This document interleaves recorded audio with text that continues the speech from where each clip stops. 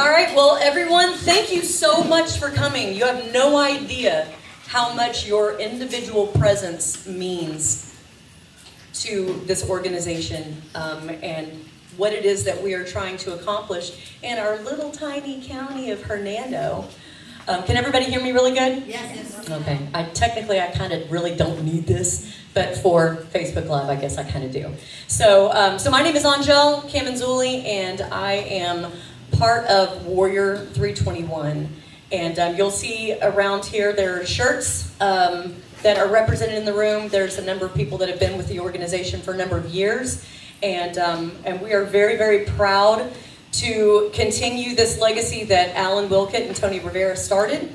And we're going to talk about what Alan's doing up in Washington, D.C. But before we do anything, I would like to bring up Pastor Jack Martin, and I would love for you to lead us in prayer.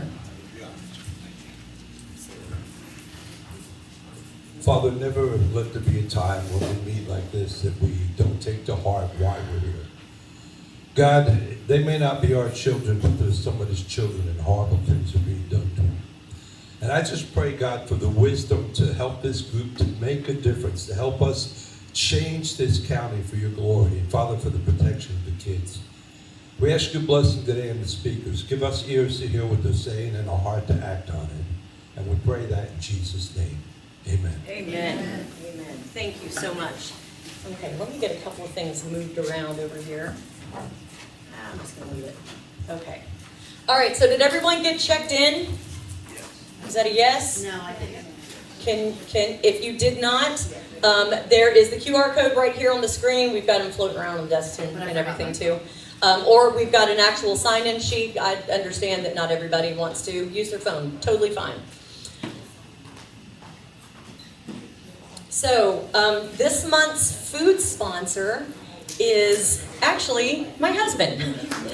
Vinny, can you come up, please? So that is one of the new things that we're doing here with Warrior. We met at Perkins Restaurant. I don't know if y'all have been north on 19, but it's gone. They flattened that sucker. And we haven't really found another location that provides food, but also a sense of, privacy. Our conversations are not necessarily for everyone, and we completely get that. And so now that we're in a place that just allows us to meet here, but we don't have food, so it opens up another opportunity. We're wanting to get business owners to be involved in what it is that we're doing here locally. So Vinny, if you would, other than the fact that I told you that I wanted to, I would like for you to share with everybody why you are yourself part of this organization. Good morning, everybody. My name is Vinny Camanzuli, and I'm the tall owner of Tadeo Electrical Contractors. And the reason why I'm here, and it's not just because my wife told me I had to be. Oh, sure. But I'm actually here to support her, and not just as my wife, what she's doing with Warrior, and especially her being involved in it, and me getting educated of what's actually going on out there and hearing about it. How can we not be involved, and how can we not support this organization? It's ludicrous. This needs to be stopped, and Tadeo has we have your full back on anything we're doing, and we'd like to support this organization in any way we can. Thank you. Did not tell him what to say. All right, so last month, and for those of you that were here, you know that we had the struggle bus that can y'all see me? We were having a hard time getting anything to connect, and so, man, we really kind of can't see anything. Where are the lights at? Maybe we want to kind of kill the lights so you can see the screen better. We'll see if that works. So, oh, that's way better, yeah? Yeah. Okay, all right, yeah, that's fantastic. Thank you, Scott. Okay, so I'm going to start this off every month. So we're wanting to have a good outline for everyone so you know what you can expect. There are a couple of things that we're going to be updating you with every month. I'll be one of the short time presenters. Scott will be presenting also on trends that he is seeing in his industry, which is IT. And then we have Alyssa Joller, and she is focusing on the legislative updates that are happening up in Tallahassee, that are happening up in Washington, D.C., and the things that she has her hands in over at St. Leo College. She started out as our very first intern, and she loved it so much. Professionally, she has stayed in the same line of business, and then she's continuing to follow through the project that she started on. So what a great honor it is to be able to. This is very robust from our humble beginnings a couple of years ago. So what I want to talk about briefly is digital screen time and current trends. Now, the things that they're learning about how much time we spend on our screens. First of all, how many of you have allow your phone to track how often that you're on your phone? If you don't do that, I recommend that you do that. It's in your settings, whether you've got Android or Apple, it doesn't matter. And you're going to look at yourself in the mirror and go, how did I get anything done today? I spent 9 hours on the phone. 9. Now, if you're a business owner and a lot of your work happens, on your phone, on your laptop, but back and forth, sometimes that can be a little bit convoluted, I get it, but it's still screen time. And what the screen time does to us neurologically are the things that they are doing a lot of case studies about. I'm fascinated with how the human mind works and then how behavior follows. And so as adults, I can tell you that when I didn't pay attention and I didn't bring a charger with me, and I was in the middle of a Canva project, this was probably 2 years ago. I worked for a chiropractor down in Tarpon Springs, and that was my job, as in marketing. And my phone died mid-project. I was so angry, y'all, like unreasonably 3-year-old temper tantrum in my head. I didn't act like a buffoon, but I could have. And I thought to myself, oh my gosh, what is wrong with me? Well, there are, and when I say this gently. I say this with love. There is no condemnation here. That's not what this is ever intended for. But when I go to Walmart, when I'm at Target, whatever, and I see 3-year-olds with a phone, and they're glued to it. There's zero awareness. And then what happens when you try to take that phone from them? Meltdown. You can hear it on aisle 13 and you're in aisle 3, And so neurologically, we are being trained for all of our dopamine to come from a little square box. And if it's dangerous for adults, it's dangerous for children. So to that point, what I have here, if you scan that, you can see the entire dissertation of what I'm going to spend a very brief amount of time talking about. 81% of kids under the age of 13 have their own device. Now, if any of you have been here when Alan was here, which, by the way, let me speak to that really quick, because it sounds like he died. He did not. He took a job up in D.C. Actually, President Trump asked him to come and head up a new project, which is to find all of the children that have gone missing in the foster care system. That number approximately is around 600,000 children. Now, I'm going to very briefly read a text message that I got from our office manager. She wasn't able to be here tonight. And she sent me a link. She said that she had dinner the other night with an Osceola County sheriff that spent 24 years as chief. She has family and law enforcement who worked multi-agency cases in Jacksonville where they were assigned to get just updates on 600,000 children separated from their families, from the borders. And so far, guess how many have been found? Just guess. 600,000 children that were, by the way, put into the foster care system, 50 states wide. 400. 30. 9. 3. Three children have been found. 3 children have been found. 600,000, 3 children have been found. She says the state said that the state was overwhelmed with the amount of kids that they allowed sponsorships without thorough backgrounds, which is why they were looking for updates in the first place. Yes, ma'am. I have a quick question. Don't the guardians or the parents who take in those foster children receive funds? Correct. So where's the money going if there's okay? They're following the money. I gotcha. But as far as right now goes, 3. So that is what Alan's job is. So when I say he's not here, he's not with the Lord yet.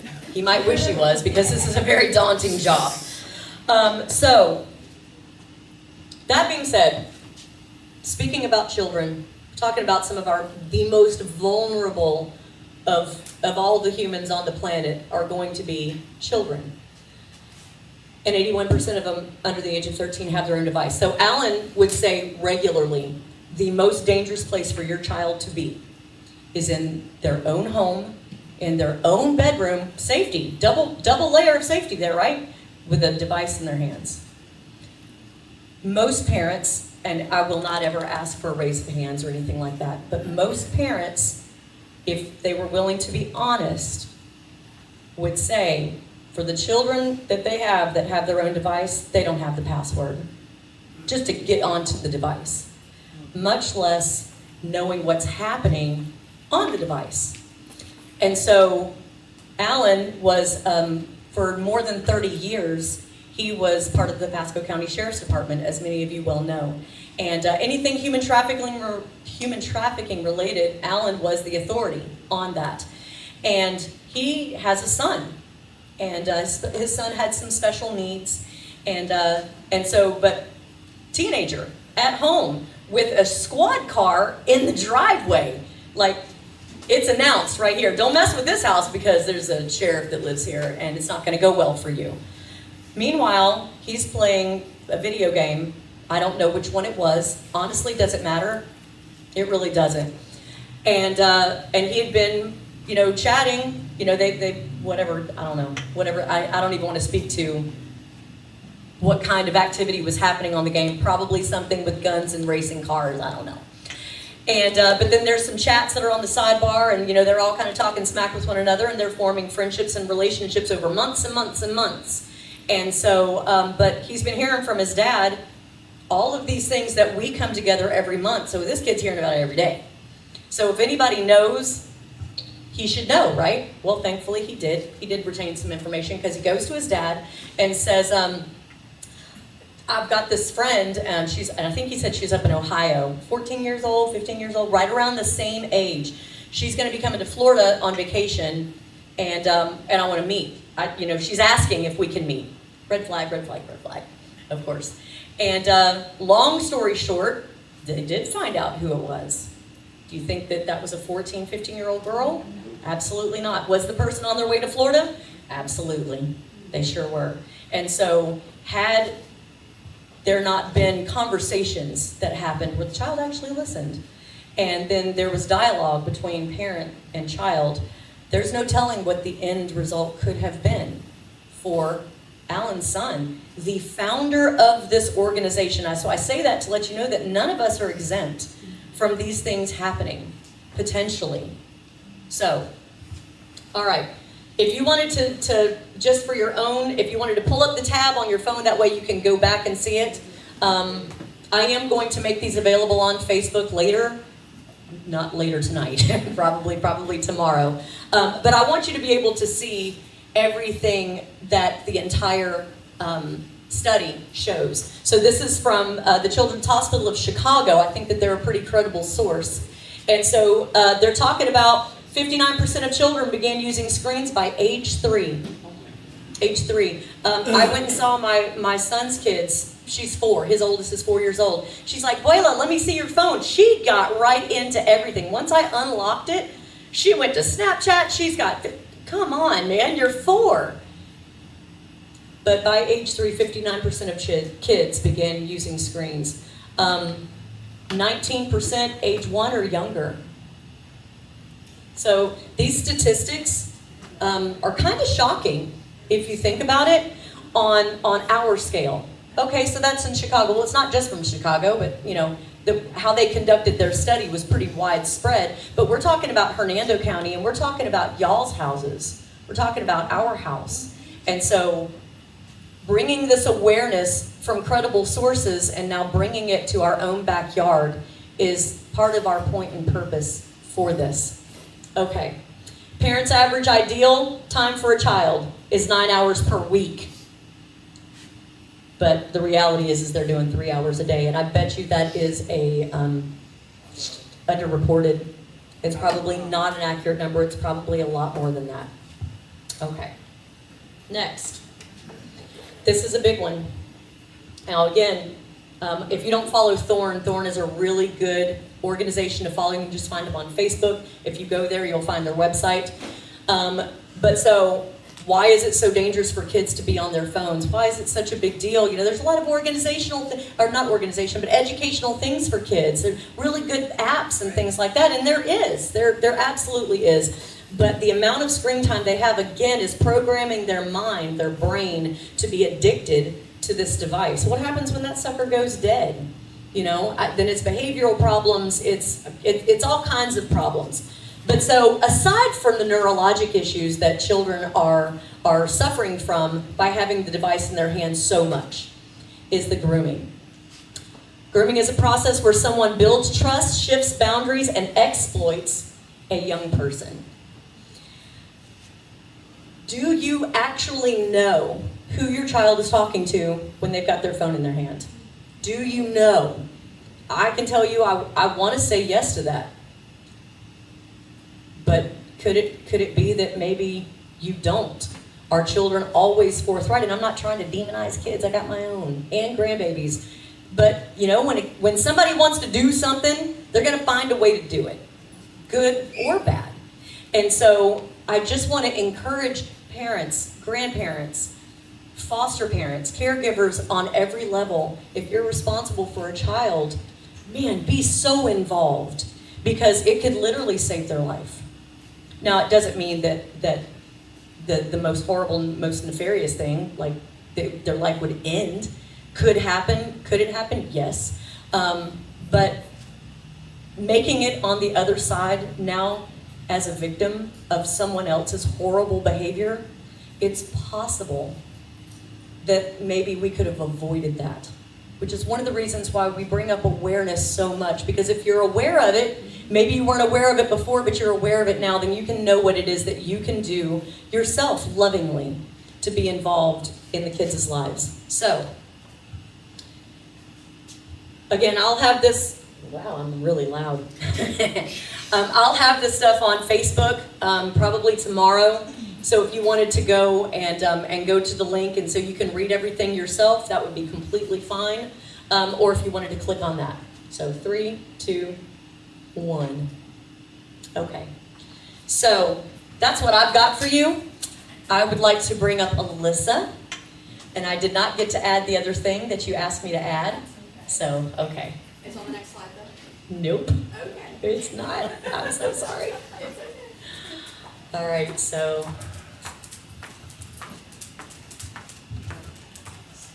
Wonderful. No, I didn't get anything. This is literally it. All right, I'll just put Okay. it on our group chat. That's all good. Okay.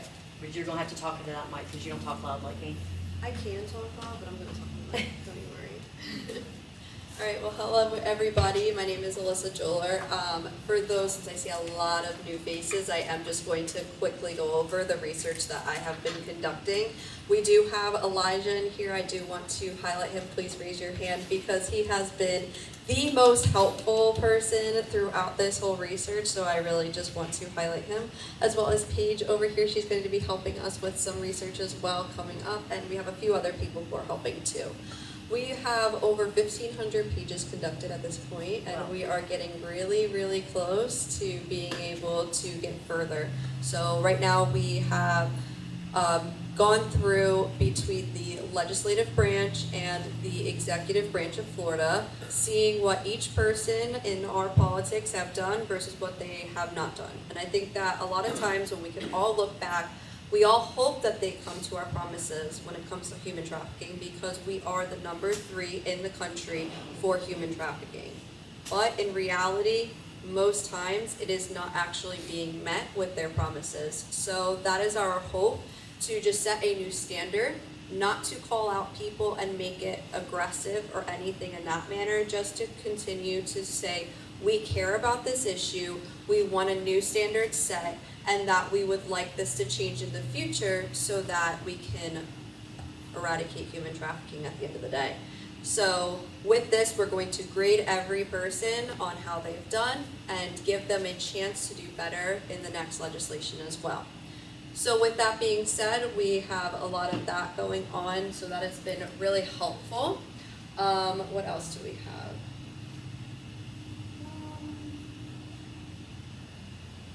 I sent you all of my stuff and now I can't even find it. Oh, excuse me, sorry about that. So we have 1,500 pages, we have new students. The professor from St. Leo is going to be helping us out with the grading rubric, so he's currently creating that, or is about to create that, and then once we get that, we'll be on the ground and running. And my last update that I have is that if anybody has time at the end, we are trying to create more content for our social media. So I have a mini mic and we're going to be asking some people just random questions about human trafficking. So if you would like to be a part of that, you're okay being filmed and giving your honest answer of what you think it is versus we'll give you the real answer of what it is. Then please stick back at the end. Awesome. Thank you. Thank you so much, Alyssa. Sorry I didn't get those slides. It's okay. I did good to get here. Okay. So next up is Scott. Scott Buckley owns Stone Point Technologies, local business owner along with us. And he is going to, I'm going to pull your slides up here directly. Oh, did you get my slides? No. So we'll go escape. No, that right here. No, don't do that. There you go. There you go. No. We nailed the technology this week. All right, you go that way. Yeah, for those who were here last month, we had a few minor hiccups. Absolute disaster. First time we used the equipment. As Angel said, I'm Scott Buckley, I own Stone Point Technology Partners. I work in IT, so I see things from a slightly different angle than a lot of the other people. I'm sticking this up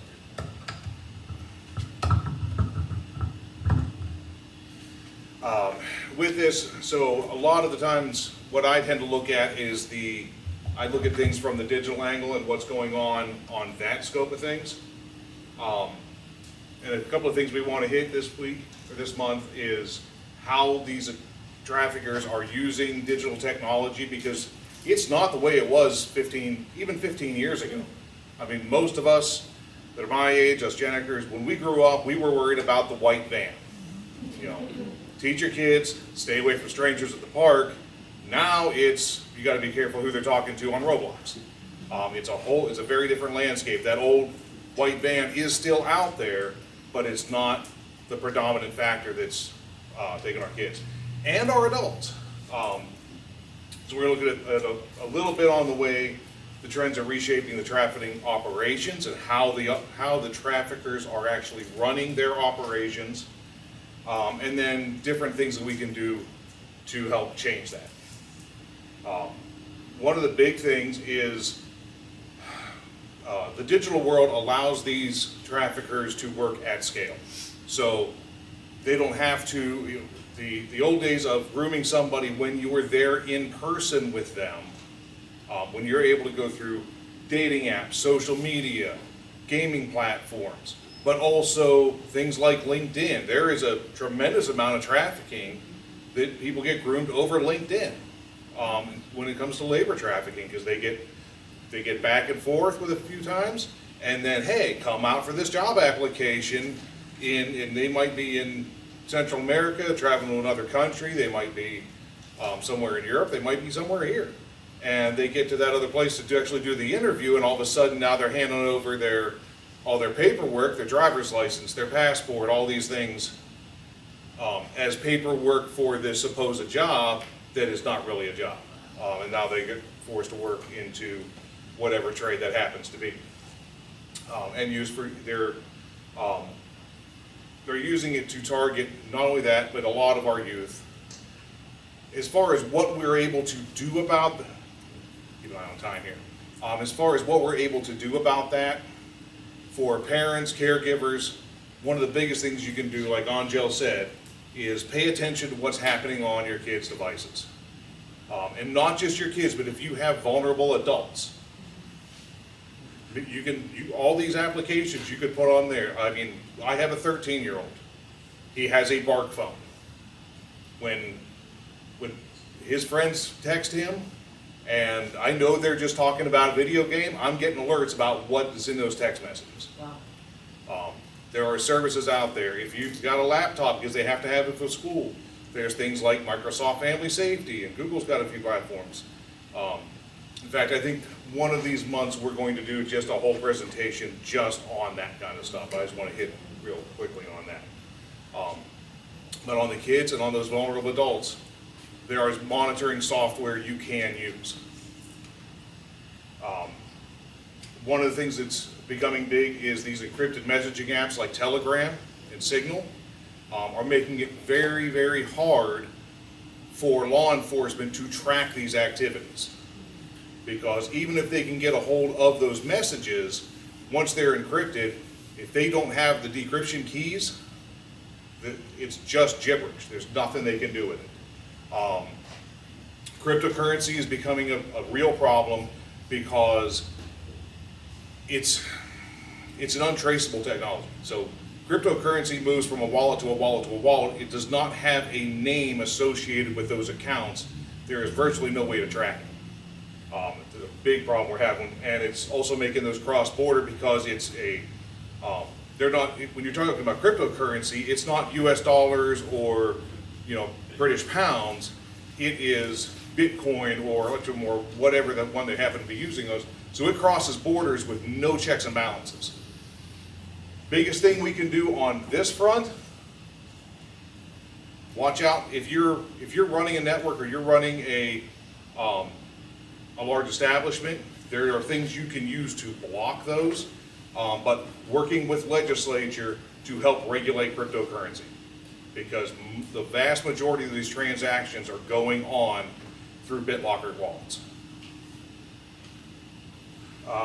Online, we all know these websites exist. They're legitimate websites, but it's Pornhub, it's Xvideos. They're adult websites, and the problem is that 90, I think, was the last I heard. I think it was about 90% of those people are actually trafficking victims, because it's so easy for people to go out, make these videos. You use trafficked individuals to make these videos, upload them to one of these platforms, profit on them. The checks that they have to make sure that these actors are of age are not nearly good enough, and even if they are of age, there is still no way to make sure that they are not actually a trafficking victim that is being held against their will, being forced to make these videos because they're putting them up 4 minutes at a time. The automated distribution tools is just a matter of, it's just how they're doing it to be able to do it at scale, because they could be anywhere in the world, upload a 5-minute video and make thousands of dollars on it, and it's a very high reward with a very low risk. The only thing we can do with that is we now have identity verification, at least in the state of Florida. That is not everywhere yet. It is in under age verification, so if you go to one of those sites now, if you're in the state of Florida, you have to prove that you are of age, but the way you have to do that is through identification. You have to, I think, like scan your driver's license. So that helps on the buyer end, but we need legislation. We need some way to make sure that the people who are making the videos are held accountable if they're using trafficking, or they're just not making it. AI generation. Generative AI is the doom of all humanity. I don't know how many of you have heard about the 11-year-old kid. Have you guys all heard that story? So he's an 11-year-old boy. He was at his friend's house. Somebody texted him, asked him for a picture of his face. Just his face. He sent back this picture of his face. That person sent back a full body nude that was all generated through AI. So they took the face pick and had AI create a body, a new linear body, and then said, hey, if you don't send us money, we're going to release this to everyone you know. By the way, we also have your TikTok account, so we're going to send it to all your TikTok followers. We're going to ruin your life if you don't send this to us. There's got to be a cap on AI. The deepfakes that are used, this is the second one here, the deepfake style content used for blackmail. That's exactly what that is. They can take an image, they can create it out of nothing, and then use it to blackmail you for whatever they want. And the automated grooming scripts, these are typically used in those chat rooms, those kind of things, where they think they're talking to another 14-year-old kid that's over, maybe he's up in Canada. They're not even talking to a human. They're just talking to an AI-generated script. And when you get off a voice and you get into these chat channels where everything's typed, it becomes that much easier because now they don't even have to fake a voice. The best thing we can do that really is just pay attention and educate your kids.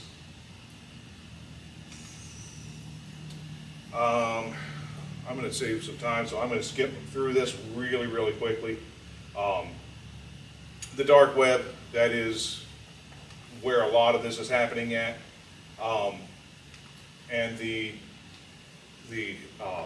labor trafficking that's going on, because the supply chains have gone global, because they are able to go in many ways digital, is helping the labor traffickers hide where they are sourcing their employees from.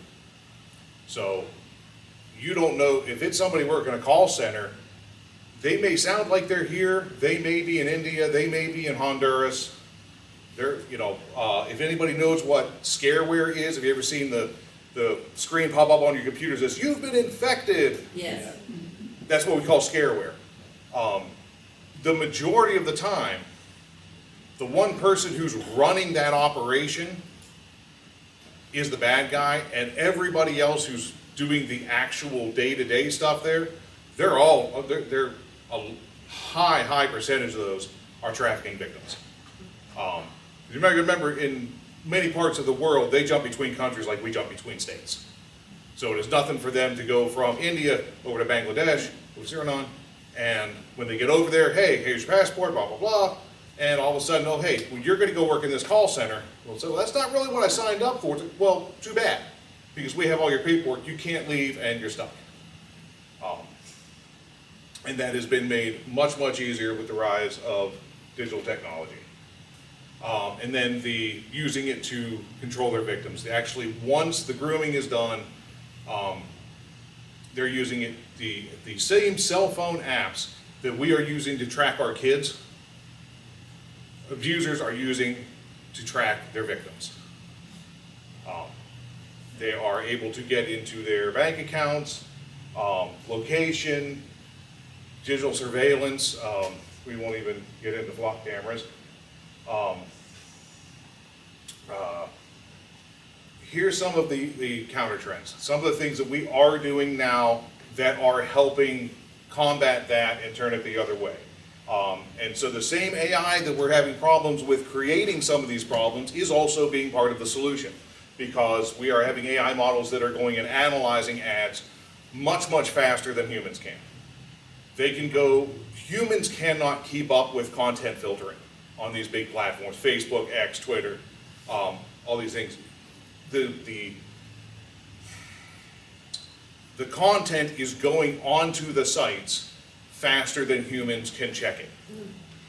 That is why we are using AI to do it, because we can scrub through that faster, exponentially faster than humans can. And looking for trends that are helping to identify some of these things. And we have had people get caught by these AI models that are going through and looking for them. OSINT, which is your open source intelligence. This is intelligence tools that people have developed and are just out there for anyone's use to help combat crime. Those are watching patterns. We're using a lot of those. And it is an expanding field, and it is constantly growing, and the more technology is not slowing down. AI is not slowing down. The globalization of technology is not slowing down. As it increases, we get into this ever-expanding world, we need to make sure that we are giving it the proper resources to be able to monitor it and regulate it properly. A lot of that comes down to our lawmakers, and a lot of that comes down to just having the political will to say, hey, do we need to raise taxes so we can pay for this? Then raise the taxes. We need to pay for this. These are things that need to get done.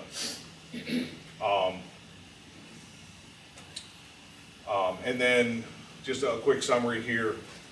More and more of it's going digital. They are using the anonymity is the biggest attraction for traffickers, is they can do so much of this from their couch and they can do it anonymously. With VPNs, with cryptocurrency, it is becoming increasingly hard to track them. AI being both a threat and a defense tool, it is just a tool. It is neither good nor bad, it is just a tool. And I think we'll probably save the rest of that for the next one, because I want to make sure we get plenty of time for. Cool. All right. Thank you, Scott.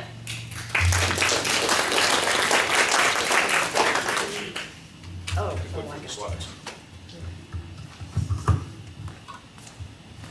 Listen, this is heavy information that you guys are all listening to. Some of you maybe even for the very first time. And I hope that you can push through maybe some of the, because listen, my first time coming and the very first meeting that I came to, I left so pissed off, you guys. I left so mad because I was like, there's no way this is happening. No way, not Hernando County. We're so far removed from Tampa, right? This can't be happening here. We don't have that kind of tourism here. And so when I left, and then I did, after I got over being mad, then I started asking questions, and I called Alan, and I met with Tony, and I got more information, and to find out that these things are happening here. I know it's heavy, and I know that cognitive dissonance is a spirit that wants to just grab hold of all of us, because it's really hard to want to believe this, but I'm telling you, I would not waste my time or your time by putting this information together, and Alyssa and Scott, and to present this in front of you before the world as we're on Facebook Live, and this will go on YouTube later. I wouldn't waste my time if it was not 100% true.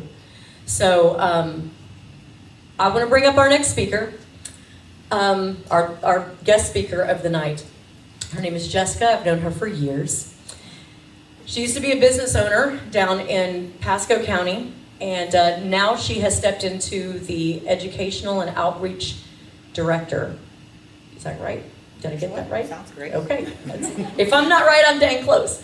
For Pasco Kids First. Now, what a lot of people don't know, it's Pasco Kids First. What's Pasco doing here? Well, they're also Hernando Kids First. They take care of both of these counties, and she's going to explain how much more it is that they do and what Pasco Kids First is doing for our local communities. And if you've never met her, after this is over, please stay around and ask her questions. You would be really surprised as to all of the things that they've got their hands in, how they are a right-hand support of law enforcement with children who are found in really horrible and vulnerable situations. So, without further ado, Jessica, please come up.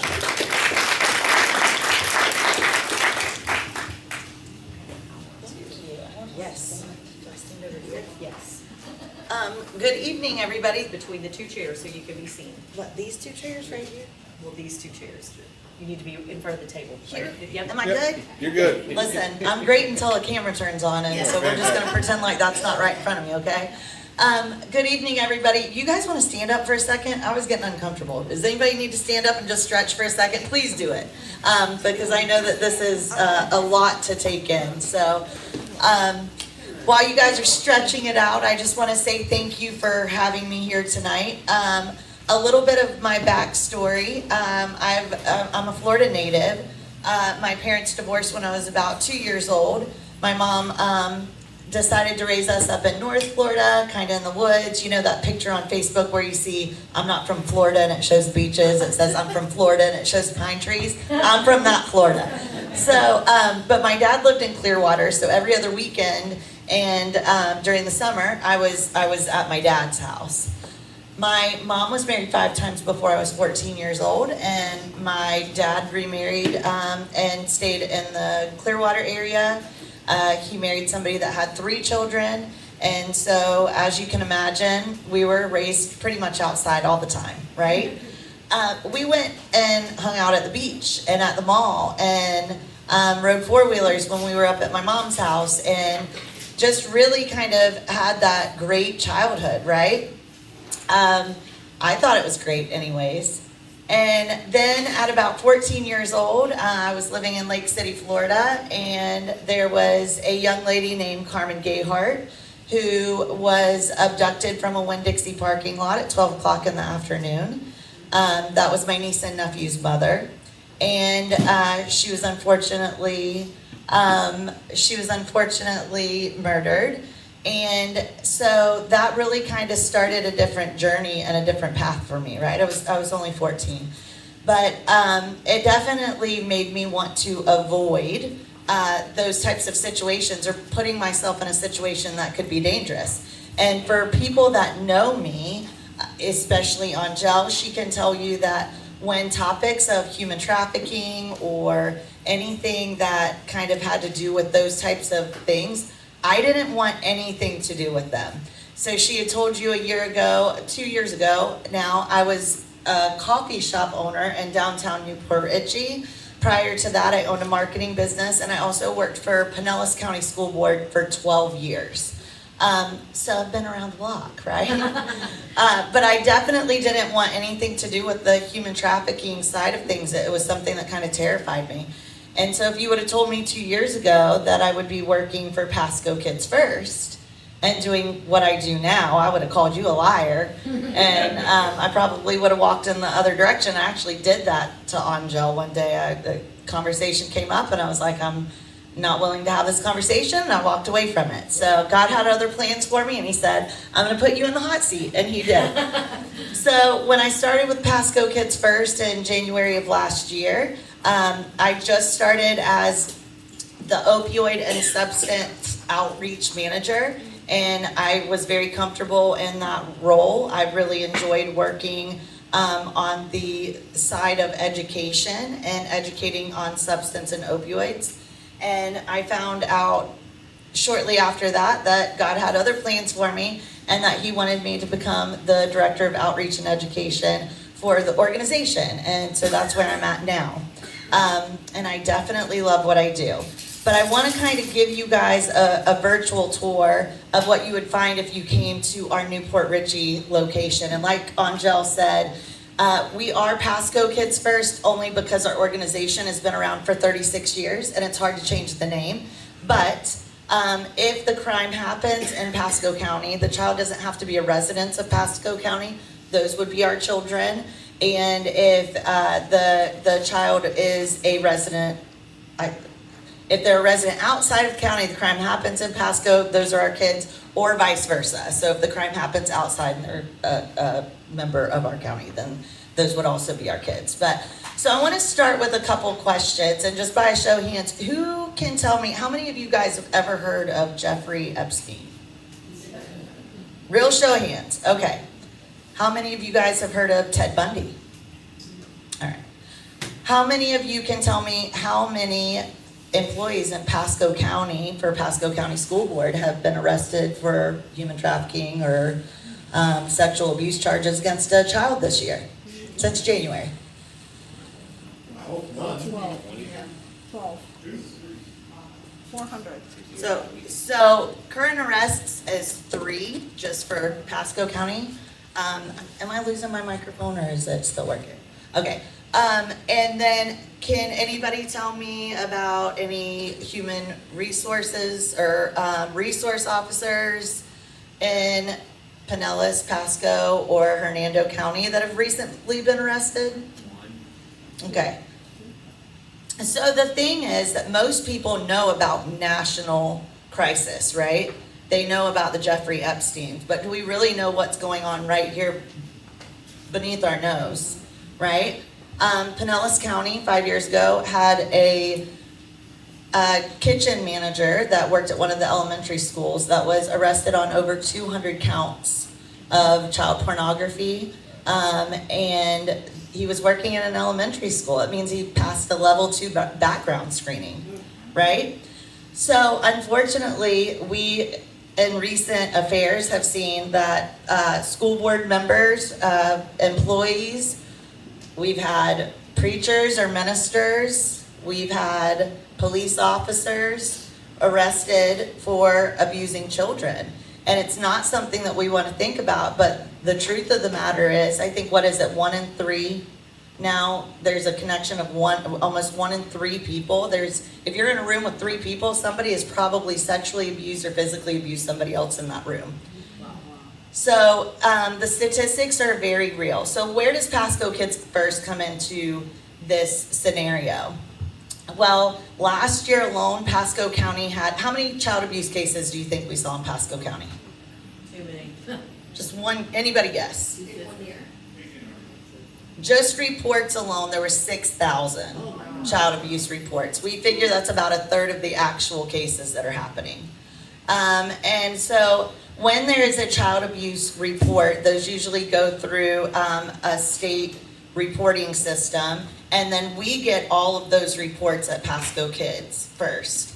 Our director of child protection team goes through those reports and then makes a determination if those children need to come into our facility and if they need to come in for medical examinations, forensic interviews, or some of the other services that we have. So if we get a report where a report has been made that a child is being sexually or physically abused or neglected, then our medical team will see that child to do an examination. We are collecting that evidence to build a case. So your first responders or your sheriff's department, Homeland Security, FBI, we work with all of those. We were just a part of the 122 children that were returned home for the holidays. I don't know if you guys had heard about that, but it was the largest human trafficking recovery case in the United States. 54 of those children were from our area. Wow. 54. So it spanned over 4 states. I think 3 of the children were from overseas. And like Angel had mentioned, with the foster care system, even Sheriff Naco is now starting to talk about what's going on in the foster care system. So if those reports, sorry, I'm kind of backtracking, but if we get a child abuse report and there is a report of sexual or physical abuse or neglect, then we will bring those children in. Our medical team does that examination, and the reason why is we are doing it to collect evidence to build a case, right? 20% of those reports, there's no findings, which means sometimes mom might be really mad at dad and they're split up, and so parental neglect is going on. And so we rule out a lot of cases through these examinations too, which is very, very important to understand, right? So not every case ends in this was child abuse. Why do you think that there's a facility like Pasco Kids First to do medical? Any idea why that stuff doesn't happen in a hospital? Go ahead. It's gotta be private, and it also needs to be trauma-informed for the children, so when you're dealing with a child who's been through abuse versus an adult. I couldn't have said it any better, exactly. So also, doctors can be approached, evidence can be lost or contaminated, and so in a facility like ours, we have a medical examination room, we have staff that specifically works just on these types of cases so they know exactly what to look for, right? And so if you come around our hallway, one thing that you'll go from the medical examination room, if you head down our hallway, you will see our t-shirt wall. And the t-shirts are all made by our kids that have come through our program, and they've successfully finished our trauma therapy program.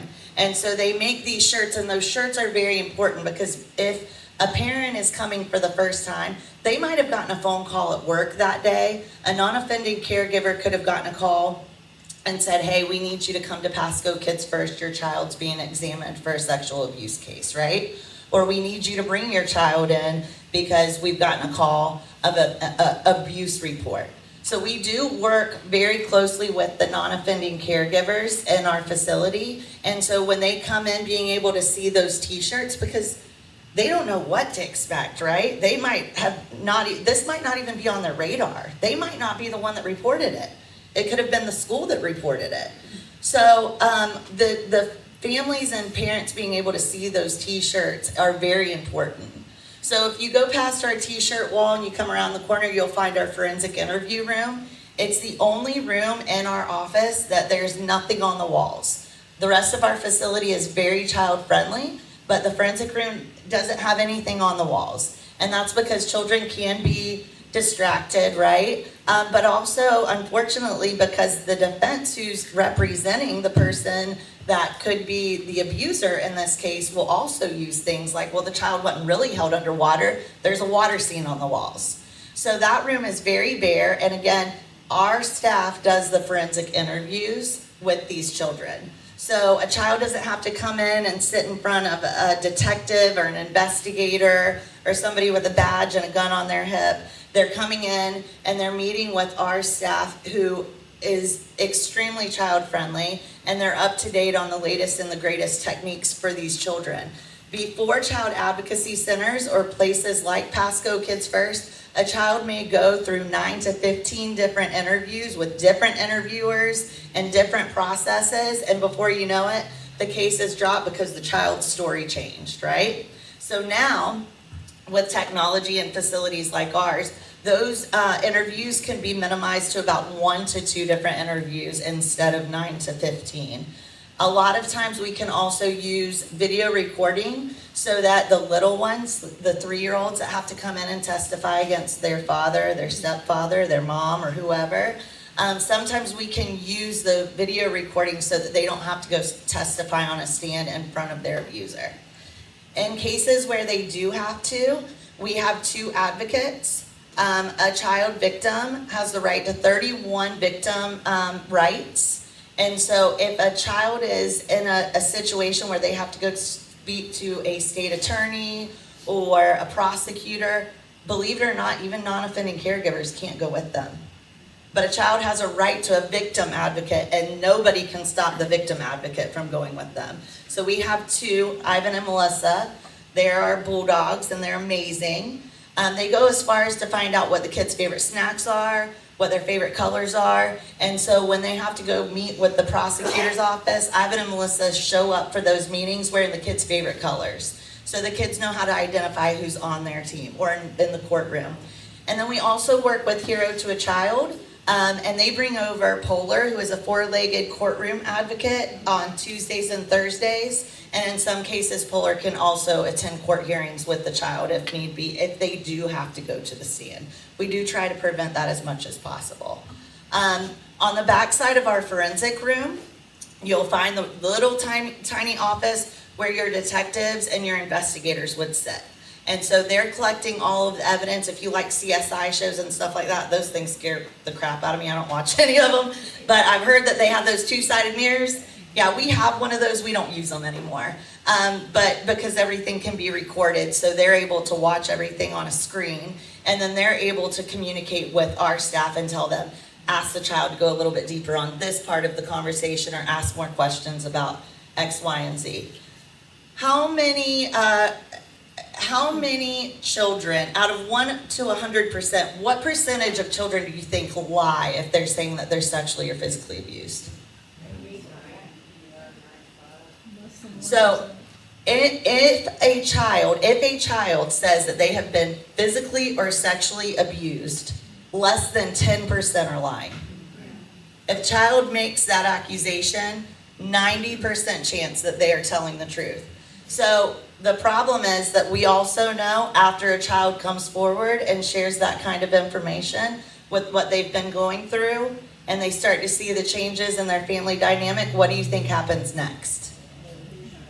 They retract, right? So they pull back everything that they say, but believe it or not, we expect that in this process. And so that's why we have our advocates right there with the non-offending caregivers working with those children to make sure that they're able to feel safe enough to share their story. We also offer evidence-based trauma therapy right there under our roof in our facility. And this is very important because when a non-offending caregiver is going through all of this, do you think that they're remembering where all they need to go? And if we were telling them you need to go here to take your kid for this service, or you need to go there, they would be lost, right? So we offer as many of those services under one roof as we possibly can. And then we also have 2 preventative programs. We have Healthy Families. Have any of you guys ever heard of Healthy Families program? Yeah. So Healthy Families is a national program. It is 100% free. It is not income-based. It does not have to be your first child. We will start with these families during pregnancy, and then we stay with those families until the child graduates at 5 years old. It can be their 5th child, their 6th child, it doesn't matter. We will come in, we could have already been with them for a previous baby, and we can come in and do the same services again. They offer parenting classes, safety classes, how to cook a meal on a budget. It is just absolutely amazing. And then we also offer a lot of resources. Sometimes we have parents that don't have diapers or formula, and so we help them, and we also offer a lot of resources. Our second preventative program is our opioid and substance abuse program. And we do the same thing. We go out, we do workshops, we work with amazing organizations like the Hope Shot, and we make sure that these families get the education that they need on a preventative side. Why do you think that is? We want to keep the families from joining us on the other side of our facility, right? So if you come through our preventative program, you have a 97% success rate from prevention. That is awesome. Huge, right? So 97% success rate that if our families come through our preventative programs, we won't see them on the other side of the facility. Growing up in a household where there was addiction and there was substance abuse, had that been a possibility, I probably wouldn't have taken the path that I did in a lot of things, right? And so another big part of what we continue to do in our facility and at Pasco Kids First is these cases aren't just a week long, right? So a lot of people think, well, you see these families, they come in, they get their medical forensic, some trauma therapy, and then they're on their way. But these cases can take 3 to 5 years, especially if they're going through the full court system, right? And so, and now with harsher punishment, we're now seeking capital punishment on certain crimes against children. That process can take a lot longer. So we offer our services free of charge. Everything that happens at Pasco Kids First is 100% free of charge to those families. And then once they're in the trauma therapy program, we have something called the ARC assessment. And that basically just shows families what to expect when a child is going through the recovery process of a child abuse case, a trafficking case, or even neglect. We're seeing a lot of medical neglect cases now. It is probably one of the biggest rises that we're seeing in Pasco Kids First. But that is just a little bit of what we do. We see about 450 cases for the medical side, and we see a little over 1,000 cases a year for the trauma therapy. And in 36 years, Pasco Kids First just had our first waiting list because of grant cuts.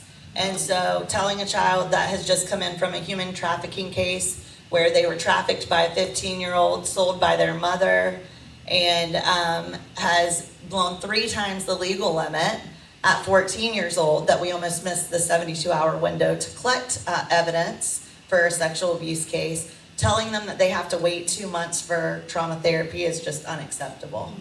But it's where we're at today. So does anybody have any questions? Yes. You said children, so do you go up to 18, or is 18 considered adult? We do go up to 18, but if it's an open case, if the abuse happened at 17 years old and the case isn't done, then those kids stay in our family. Anybody else? Go ahead. Most of your funding, is it grants? Is it Great events? question. Is it events? Great question. Fundraising? So if you would have heard one of our employees speak 5 years ago, we would have told you that we were 90% grant funded, And that just our VOCA grant alone was over $535,000 a year. That grant is now about $200,000 a year. We are about 70% grant funded, and we have about a $370,000 a year deficit just for the services that we offer. And as of November of last year, development is also part of my role now. So it is definitely something that we're always working on. Yes. Do you know like the specifics for Hernando County? So I know that they're really, really close, almost the same. And we do have a facility in Brooksville. We offer Healthy Families services in Brooksville.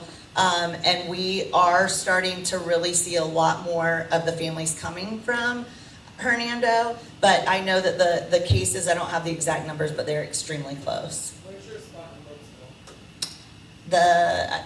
The actual address, I know it's in. Do you know what it's called? It's Pasco Kids First, and it's Healthy Families, yes. And I can get you the exact details at the end of the meeting. I also left folders for all of you guys on the tables, and I have some more if you need them. But we do have a couple fun events coming up, and there's a lot of education in your folders about Pasco Kids First.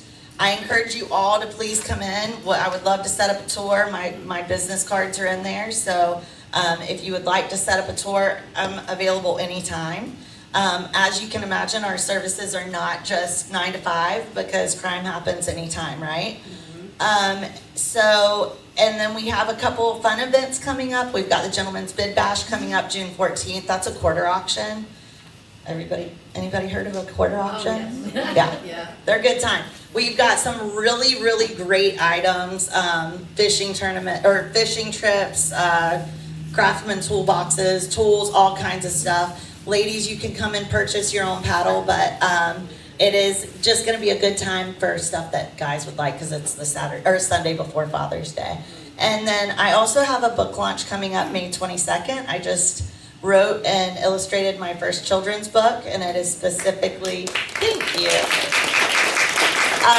It is specifically about a little boy who's going through the process of a loved one having a substance abuse problem, and then the help of an advocacy. So the information is all out there, and if that's all you got, that's all I have. Thank you.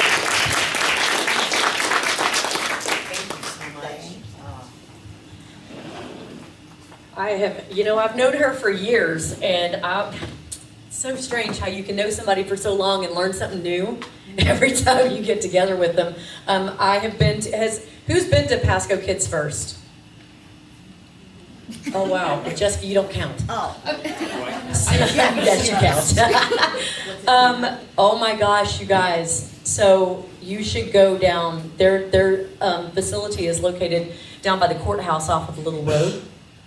And doing a tour of their facility, when you walk into their main, so they've got a hallway that circles around. And as soon as you go into the main hallway, you will see shirts everywhere that these children at the end of their trauma therapy, they decorate, or they just have fun with shirts. And some of the messages that these kids put on these shirts, I don't care how manly you are. I don't care if you're like, I don't cry. You'll cry.